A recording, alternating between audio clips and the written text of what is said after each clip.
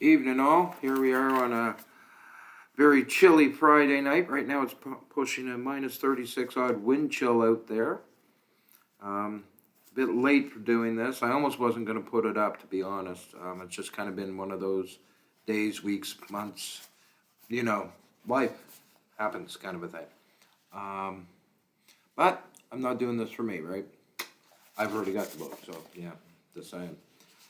But here we are once again for Chapter 5 of He Loves Me by Wayne Jacobsen.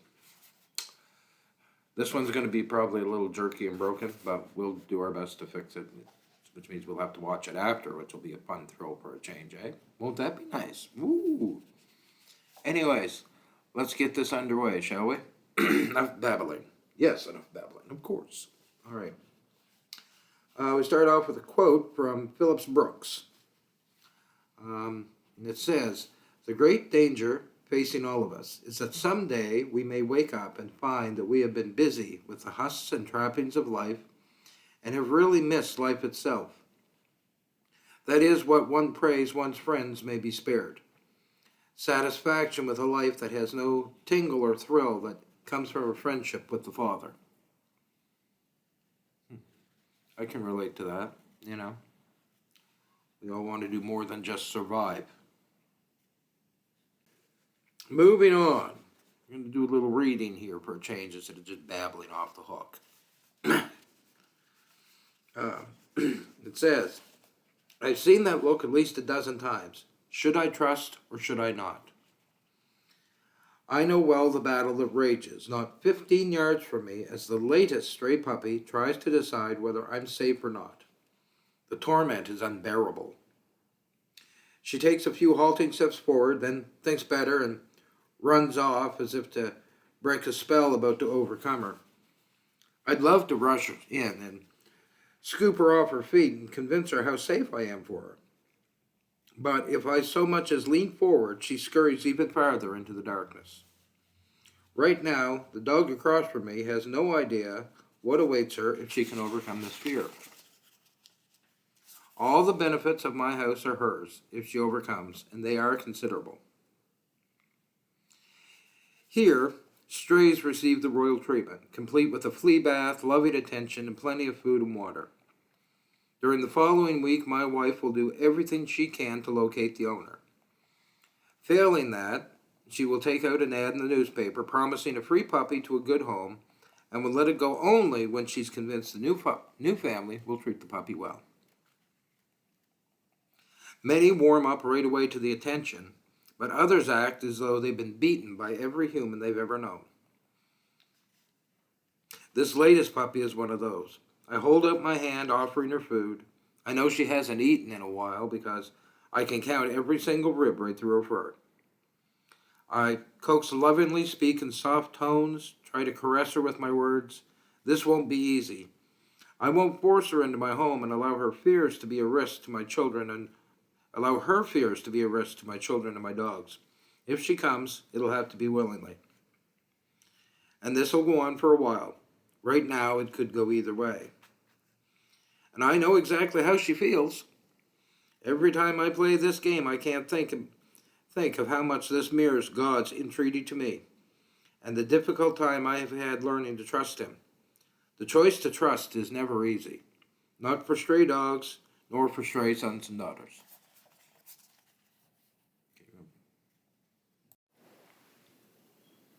Okay, 3, 4. The cross stands as the pivotal event in opening the door for us to dwell in the Father's love. The Apostle Paul told us that when we really understand what happened there between Father and Son, we will know for certain and forever just how deep their love is for us.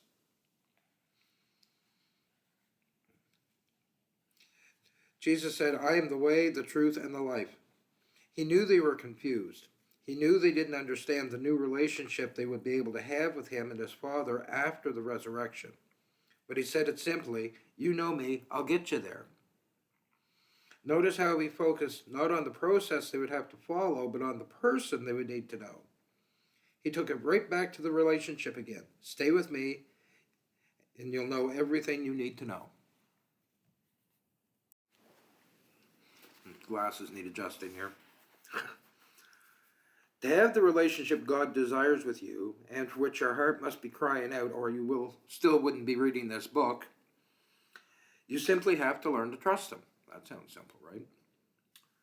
I know that's far easier to talk about than it is to do. We've learned all our lives that trusting other people will often leave us frustrated and disappointed.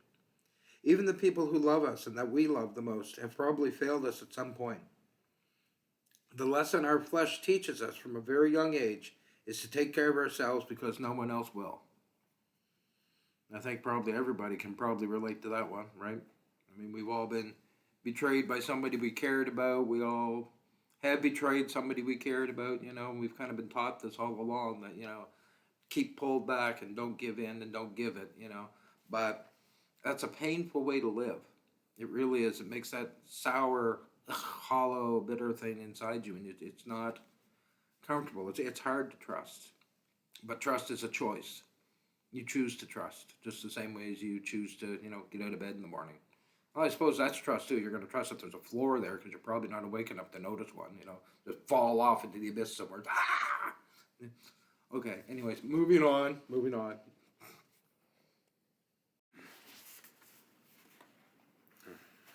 Betrayal by the people we most want to love us can leave deep scars. But even these are not beyond God's ability to heal and redeem. In fact, the reason those wounds hurt us so deeply is because God created us to be loved by a Father who puts even the best earthly examples to shame. Even those of us who did have good fathers, and there's all kinds of us who did not, can't imagine how much greater a Father He is. Even the best of fathers, as described in the last chapter, can't hold a candle to the love of the eternal Father that He has for us in His heart.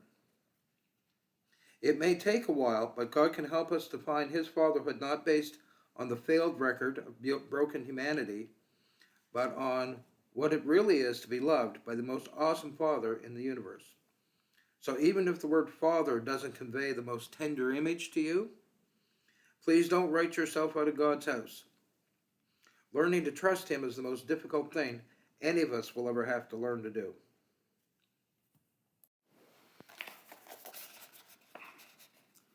This is the journey of a lifetime, to learn to trust Him more and more every day for the rest of our lives. The more we trust Him, the more of His life we can experience. But don't try to do this on your own. You don't have it in you. Me neither, by the way. He can take you by the hand and teach you just how much you are loved so that you no longer have to pursue your own way and protect yourself in ways that only seem to backfire eventually, hurting you and hurting the others around you. Now then, the author finishes up with a little piece here about a discussion he had with someone at a Bible study, and the person had heard about, this loving God, but their own version of God had always been this mean, sitting in judgment, waiting for them to screw up so He can smite them kind of a person. He was going to be safe on Judgment Day, but didn't want to push his luck outside of that. And the discussion that follows in that, and the author had told him, well, it's kind of your choice what you choose to believe, whether you choose to believe in this mean God or you choose to believe in a loving God.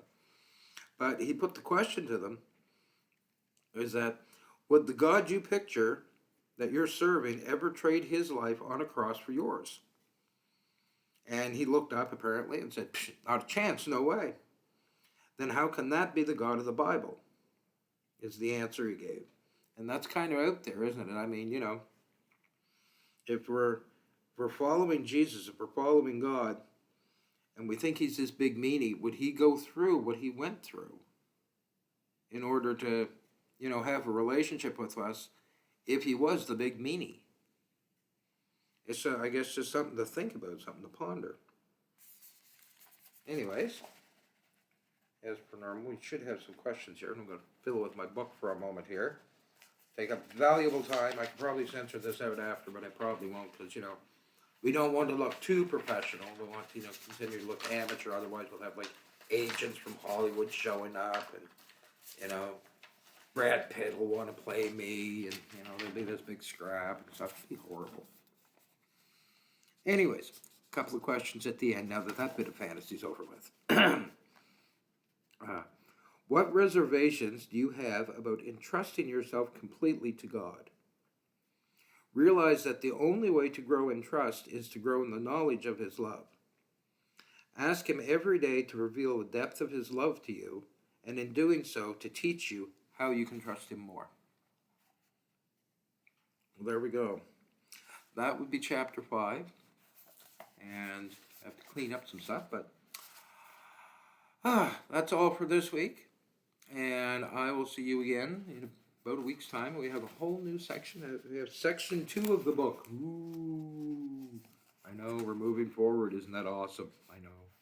And hopefully it's a whole lot warmer, because it's supposed to go to like minus 43 tonight. Yeah, I know, right?